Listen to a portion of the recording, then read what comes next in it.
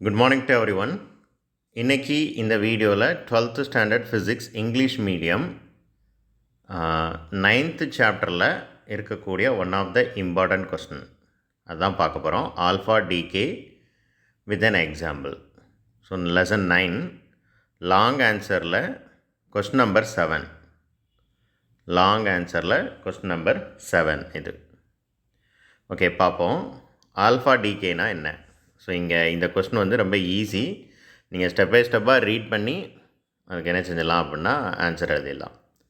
நான் ஒவ்வொரு லைனாக ரீட் பண்ணி மீனிங் என்ன அப்படிங்கிறது சொல்கிறேன், ரொம்ப ஈஸியாக புரியும். when an unstable nucleus decay by an emitting alpha particle, ஒரு அன்ஸ்டேபிள் நியூக்ளியஸ் வந்து டிகே ஆகும்போது ஒரு ஆல்ஃபா பார்ட்டிக்கிளை வெளிவிட்டுச்சு அப்படின்னா அதுக்கு பேர் தான் வந்து என்ன அப்படின்னா ஆல்ஃபா டிகே. ஸோ அன்ஸ்டேபிள் நியூக்ளியஸ்னால் என்ன அப்படின்னா எந்த ஒரு எலமெண்ட்டுக்கு atomic number and mass number ரொம்ப அதிகமாக இருக்கோ அதுக்கு பேர் தான் வந்து unstable nucleus. So atomic number அதிகமாக இருக்குது அப்படின்னா என்ன அர்த்தம்? நம்பர் ஆஃப் எலக்ட்ரான்ஸ் வந்து அதிகமாக இருக்குது அப்படின்னு சொல்லி அர்த்தம். ஸோ நம்பர் ஆஃப் எலக்ட்ரான்ஸ் அதிகமாக இருக்குது அப்படின்னா நியூக்ளியஸை சுற்றி இருக்கக்கூடிய இந்த ஆர்பிட்ஸோட எண்ணிக்கை வந்து அதிகமாக இருக்கும். அப்போது இந்த நியூக்ளியஸுக்கும் லாஸ்ட் செல்லில் இருக்கக்கூடியதுக்கும் இடையில் இருக்கக்கூடிய இந்த அட்ராக்டிவ் ஃபோர்ஸ் வந்து ரொம்ப கம்மியாக இருக்கும். இதெல்லாம் நம்ம படிச்சிருப்போம், நான் லைட்டாக எக்ஸ்பிளைன் பண்ணுறேன்.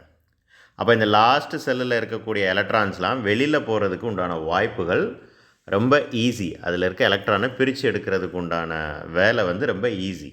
அதனால தான் இதை அன்ஸ்டேபிள் நியூக்ளியஸ் அப்படின்னு சொல்கிறோம். அதுக்கு எக்ஸாம்பிள் யுரேனியம். இப்போ 2வது லைன் பார்ப்போம்.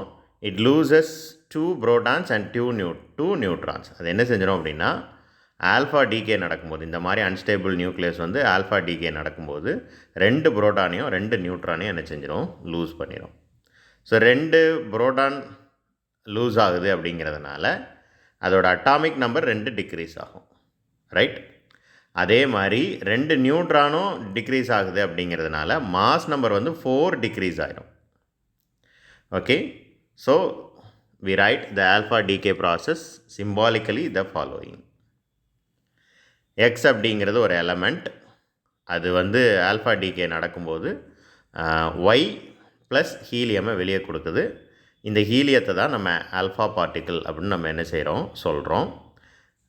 இந்த Xஐ பேரண்ட் நியூக்ளியஸ் அப்படின்னு சொல்கிறோம், இந்த Yஐ டாட்டர் நியூக்ளியஸ் அப்படின்னு சொல்கிறோம். ஸோ இங்கே பாருங்கள், எப்போவுமே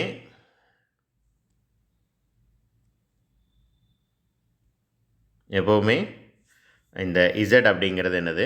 அட்டாமிக் நம்பர். அதுலேருந்து 2 குறையுது. அட்டாமிக் நம்பர் எப்போவுமே கீழே தான் இண்டிகேட் பண்ணுவோம். மேலே இருக்கிற A அப்படிங்கிறது என்னது? Mass number. அந்த மாஸ் நம்பர் எவ்வளோ டிக்ரீஸ் ஆகுது? 4 டிக்ரீஸ் ஆகுது. ஸோ இங்கே குறைஞ்ச இந்த 2 இந்த 4 ஒன்றா சேர்ந்து தான் இங்கே ஹீலியம் அப்படிங்கிற ஒரு ஆல்ஃபா பார்ட்டிக்கிள் என்ன செய்யுது? ப்ரொடியூஸ் ஆகுது.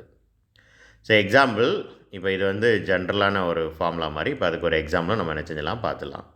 யுரேனியம் 238 அது வந்து என்னெல்லாம் பிரியுது? எதுவாலாம் பிரியுது?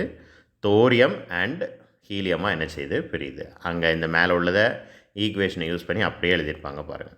ஸோ இந்த எக்ஸ்ன்னு இருந்த இடத்துல யுரேனியத்தை என்ன எடுத்துக்கிறோம். யுரேனியம் அப்படிங்கிறத ஒரு பேரண்ட் நியூக்ளியஸ் அப்படின்னு நம்ம என்ன செஞ்சுக்கிறோம்? எடுத்துக்கிறோம். ஸோ அது என்னெல்லாம் கொடுக்குது அப்படின்னா அது டிகே நடக்கும்போது தோரியம் அண்ட் ஹீலியம் ரெண்டையுமே கொடுக்குது. இங்கே பாருங்கள், இங்கே ஃபர்ஸ்ட்டு 92 இருந்திருக்கும், அது 90 ரெடியூஸ் ஆகும், 2 குறையும்னு சொன்னோம்.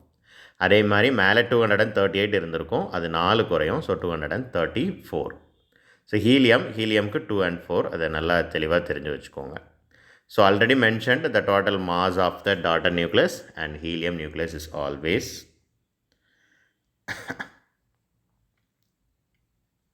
less than that of parent nucleus. இது வரைக்கும் எழுதுனா போதும். தேங்க்யூ.